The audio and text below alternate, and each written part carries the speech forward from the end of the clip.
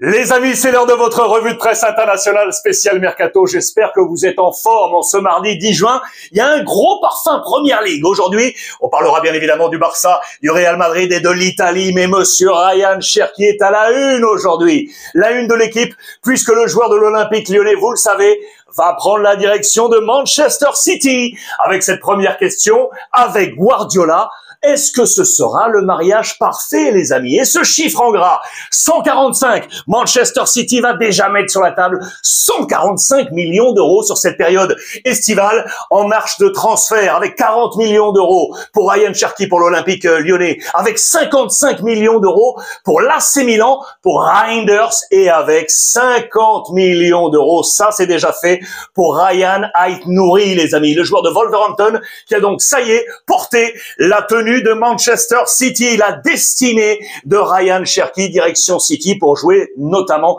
la Coupe du Monde des clubs. Et justement, regardez le message de Thomas Tuchel, l'Allemand, sélectionneur de l'Angleterre, vous le savez, qui a été très très clair à la une de tous les tabloïds anglais. Il pense que cette Coupe du Monde des clubs va jouer de sales tours, notamment à Manchester City et Chelsea, avec Pep Guardiola. Et il estime que Liverpool et Arsenal pourraient tirer leur épingle du jeu, et notamment Liverpool, pour conserver son titre de champion. Ce serait un avantage de pas jouer cette Coupe du Monde des clubs pour Thomas Tuchel. Ce soir, c'est le match face au Sénégal. Amis sénégalais, regardez juste rapidement le 11 probable de l'Angleterre. Anderson, Konsa, Colwill, Lewis Kelly, Alexander Arnold, Bellingham, Rice, Gibbs-White, Saka, Eze et monsieur Harry Kane. Le 11 probable du Sénégal. Dites-moi, amis sénégalais, qu'en pensez-vous? Qui va s'imposer ce soir? Angleterre ou Sénégal? La grosse colère maintenant de Gyökeres, le buteur du Sporting Portugal. Regardez à la une de Record au Portugal, c'est la bronca Gyökeres. Il est en furie complète. Explication de texte.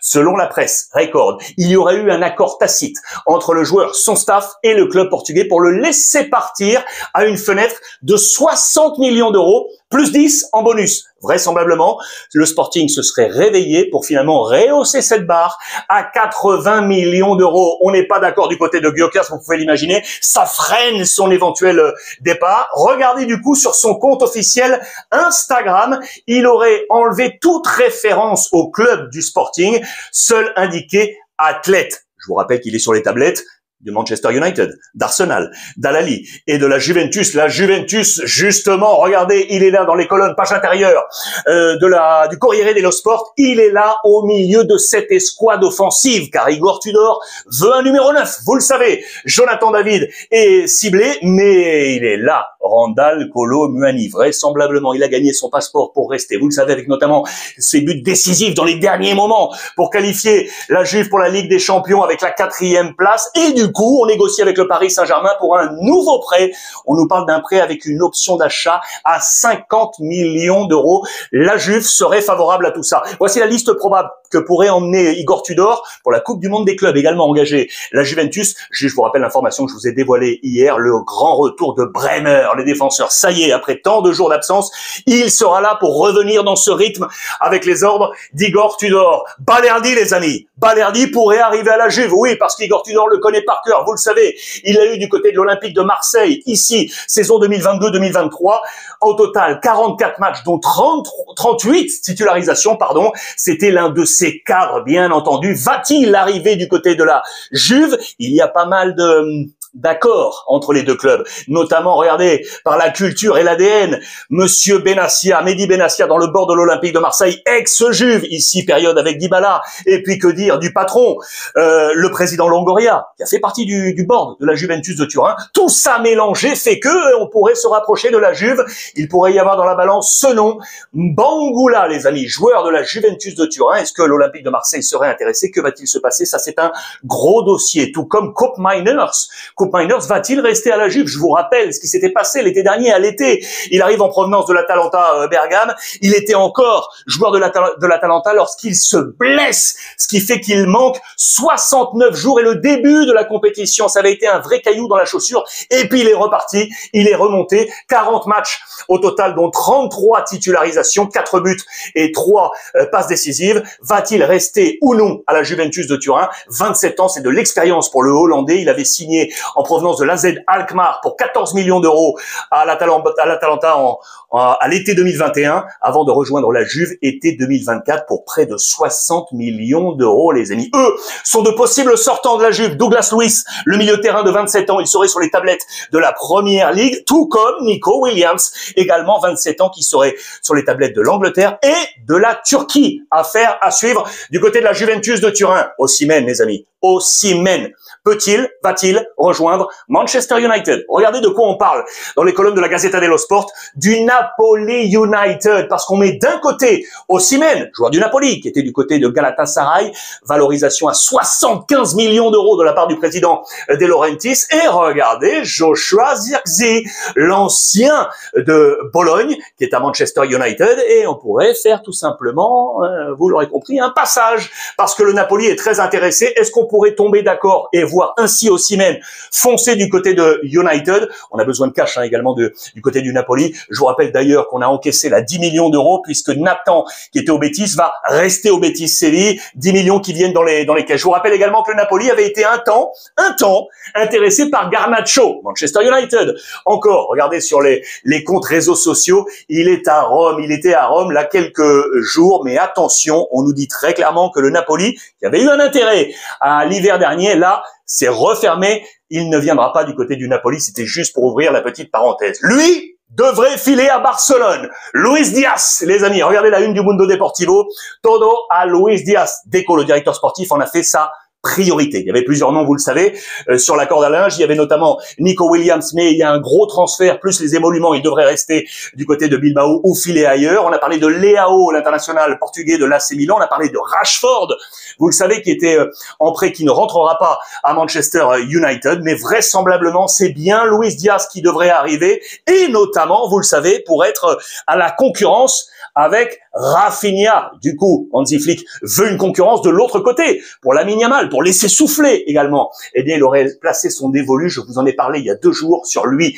Perisic, les amis, homme d'expérience, parce que c'est un bon coup. C'est une opération vraiment low cost aujourd'hui pour le FC Barcelone, en problème financier, vous le savez. Ça peut être très intéressant. Effet domino, du coup, Ferran Torres, les amis, ne serait plus utilisé sur les côtés, à moins d'un problème, bien évidemment, mais serait une alternative pour le poste de numéro 9 de Lewandowski. Subimendi, va-t-il filer du côté du Real Madrid? Ça, c'est un gros dossier. C'est la une de Marca de ce matin. Regardez, il se tient l'oreille. Le jeu de mots est ici. Il écouterait les propositions du Real Madrid. Vous allez voir pourquoi facilement. Parce qu'hier, c'était les grands débuts de Xabi Alonso. Le grand début, regardez dans les bureaux de l'ancien coach Carlo Ancelotti, parti du côté du Brésil, c'est le nouveau Real Madrid. Et il y a quand même quelques visages qui restent.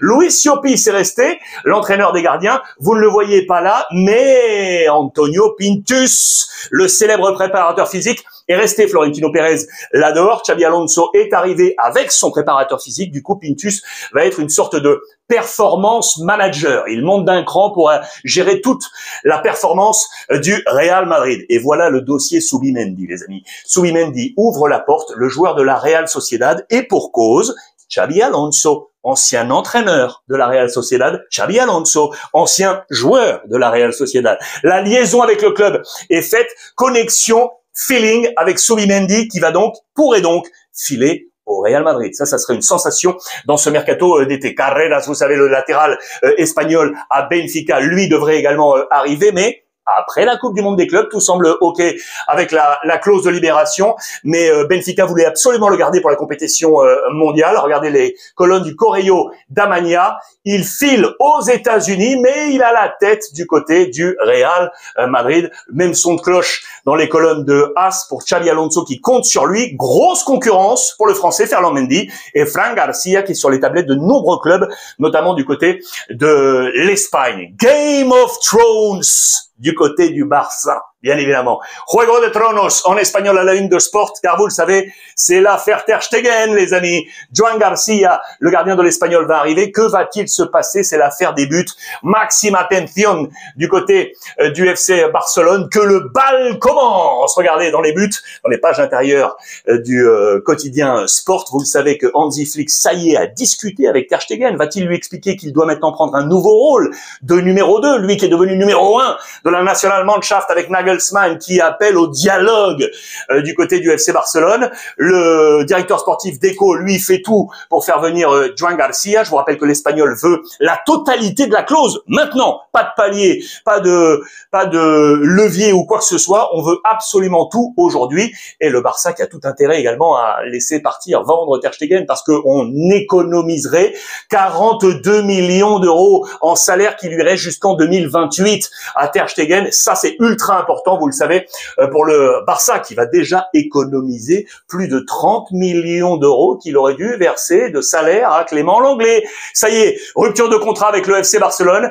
ce qui lui a permis de s'engager jusqu'en 2028 avec l'Atlético Madrid, où il était prêté. Ça, c'est également une information très très importante. Attention à Fermin, les amis. Je vous en ai parlé hier. Il est sur les tablettes de nombreux clubs. L'Arabie Saoudite le tente. La Première Ligue également est en train de sentir tout ça. Le Barça est un chouïa inquiet sur le dossier Fermin. On aimerait bien évidemment le garder. Je vous rappelle que pour faire de l'argent du côté du président Laporta, on avait la saison passée, la saison précédente également, pas mal de joueurs prêtés à droite et à gauche avec du partage quant à la prise en charge des salaires. Maintenant, on est sur une autre dynamique, beaucoup moins de joueurs prêtés. On préfère vendre les joueurs et garder une option d'achat préférentielle. C'est une autre tactique voulue par le président Laporta avec Deco. Je vous montre ça parce que c'est une crise qui a éclaté du côté de la Pologne. L'international Lewandowski est en guerre froide avec la fédération parce qu'il dit très clairement que le sélectionneur n'agit pas avec beaucoup de respect. Il parle même de trahison. Attention au football polonais, affaire à suivre avec Lewandowski. Leao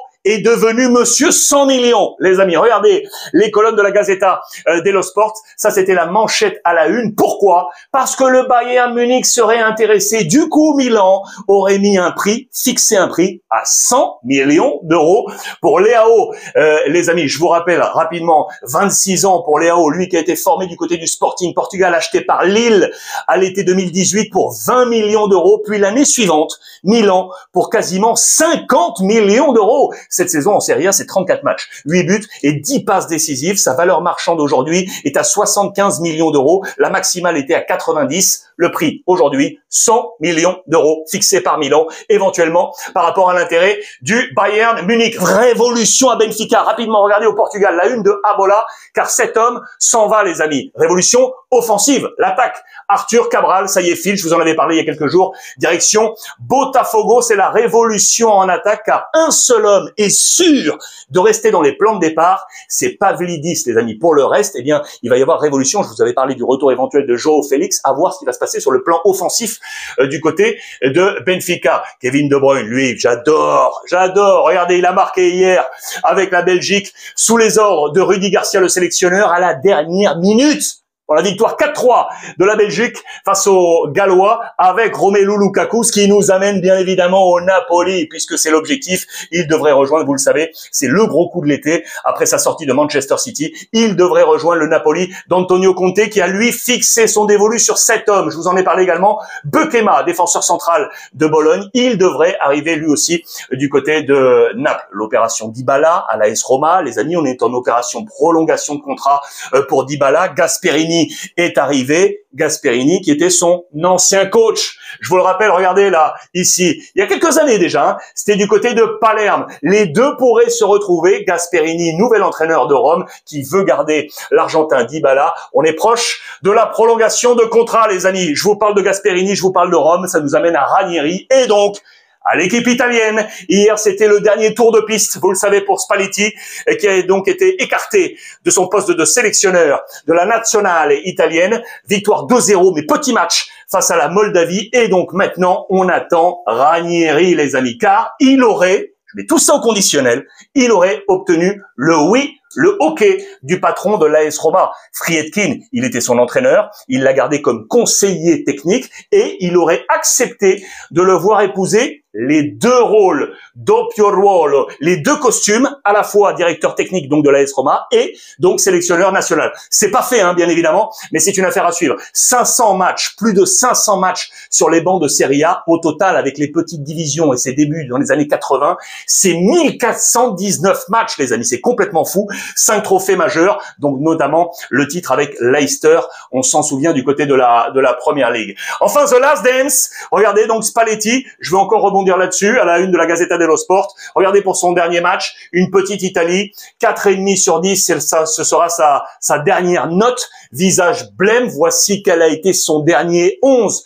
il est resté sans alibi, le père Spalletti, Donnarumma, Paris Saint-Germain, les Napolitains Di Lorenzo et Raspadori, le joueur de la Fiorentina, Ranieri, l'Inter avec Bastoni, Fratesi et Di Marco, Tonali de Newcastle, le petit Ricci du Torino, la Juve avec Cambiasso et Retegui de l'Atalanta Bergame. Le meilleur, selon la Gazzetta dello Sport, c'est Raspadori avec un 6 sur 10, le moins bon, selon la Gazette, 4,5 sur 10 pour Retegui. Justement, en parlant de l'Atalanta, de Rome et tout le tout team, regardez, ça c'est intéressant, Gasperini, qui est donc, vous le savez, le nouvel entraîneur de l'AS Rome. Je vous montre ça, je vous ai parlé de l'opération Dybala. Regardez, lui aimerait rentrer à la maison. Scamacca, lui qui a été formé petit du côté de l'AS Rome, il est parti un peu partout, vous le savez, il était aujourd'hui justement à l'Atalanta Bergame. Il y a une opération qui pourrait se faire à hauteur, regardez, de 25 millions d'euros. Scamacca qui a envie de rentrer, il avait eu un petit problème au genou en février dernier, il va mieux, il a réalisé une belle saison avec 19 buts marqués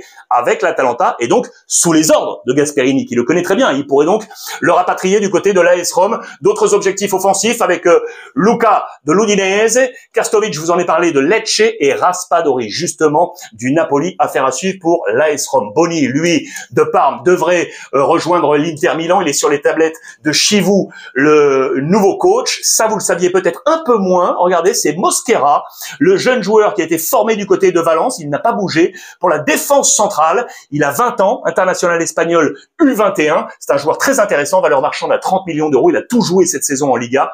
37 matchs, un petit but au passage. Mosquera, les amis, notez bien, Mosquera peut-être à la défense de l'Inter Milan. Au passage, je vous montre ça, j'adore la grande fresque de tous les entraîneurs de l'histoire de l'Inter Milan pour arriver jusqu'à Chivou à la succession de Inzaghi. Ils sont 69 au total. C'est le 17e étranger. Le dernier étranger à avoir été sur le banc de l'Inter, c'était Franck de Boer, les amis. 9 trophées pour lui lorsqu'il était joueur à l'Inter Milan. Les recordman coach au nombre de trophées, ils sont 2 avec 7 trophées remportés. Ici, Herrera en noir et blanc. Et ici, monsieur Roberto Mancini, bien évidemment. La grande fresque des entraîneurs du côté de l'Inter. En parlant des bancs, regardez, je vous montre ça très rapidement parce que Pioli devrait, c'est encore au conditionnel, devrait être le prochain coach de la Fiorentina. Un retour, il y a déjà été. Regardez les bancs actuels de la Serie A. En jaune, ce sont les nouveaux. Je vous laisse porter regard. Et donc, les points d'interrogation sur ce qui reste encore à pourvoir. Donc, la Fiorentina,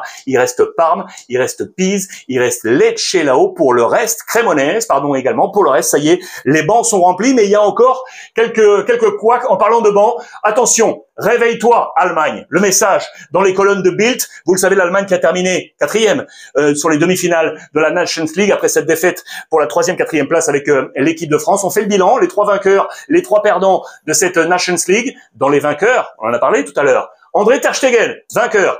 Le petit nouveau, Woltemade, le joueur de Stuttgart. Bischoff, 19 ans, la jeunesse, vainqueur. Pour les perdants, Serge Gnabry, Robert Andrich et Robin Gosens. Qu'en pensez-vous, les amis? Est-ce que vous êtes d'accord avec les copains de Bild? Et enfin, je termine avec ça. Je vous montre, parce que c'est toujours intéressant de voir ces visages, je vous emmène au Qatar, les amis, puisque le club d'Al Douai vient d'annoncer l'arrivée de monsieur Jamel Belmadi, lui qui avait gagné la Coupe d'Afrique des Nations avec l'Algérie en 2019. Il succède à Christophe Galtier avec son staff, et il va retrouver notamment, regardez, Piontek, on parlait de l'AC Milan, de l'Italie, il arrive de Başakşehir, il signe également au Qatar. Jamel Belmadi, nouveau banc de Al Douai, les amis. Voilà pour ce point complet XXL. Dites-moi ce que vous en pensez. Je vais lire tous vos commentaires, comme d'habitude, avec énormément de gourmandise. Passez une belle journée et profitez des vôtres.